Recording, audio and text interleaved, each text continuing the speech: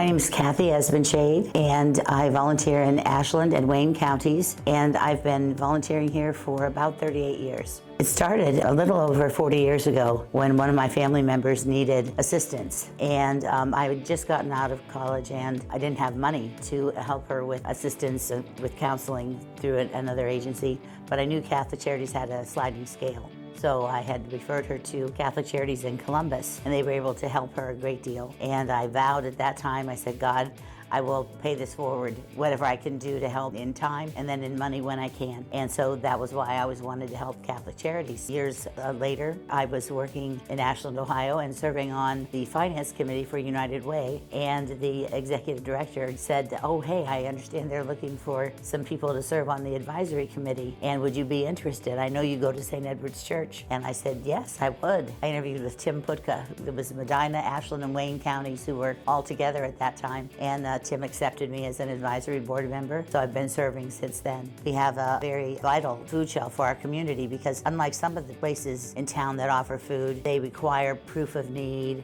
or you're only able to come certain times per month. You can maybe only come once a month or twice a month. They can come as often as they need to. And it's one of my favorite parts because it gives me the personal contact with the people. You know, we can share recipes. They'll say, I don't know what this is. I don't know how to prepare it. And so I can talk to them about that. And they can tell me things. And I'll say, what do you do with this? You know, and they'll tell me.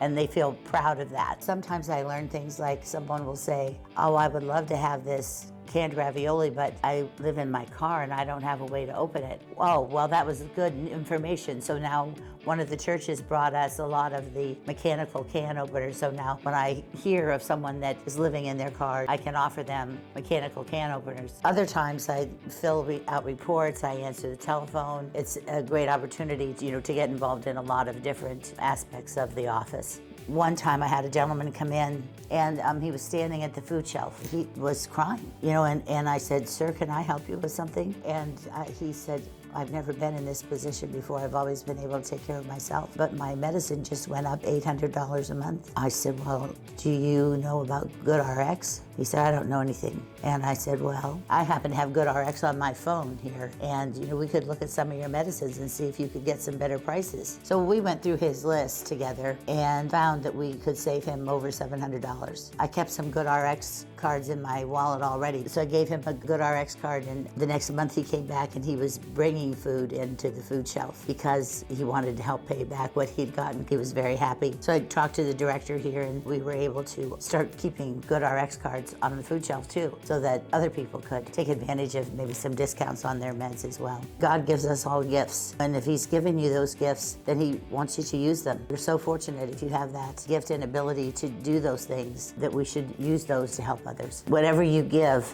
you'll get back 100-fold. Whatever you give in time, in effort, in your prayers, you'll get that back in the feeling that you have from having been able to help others in need.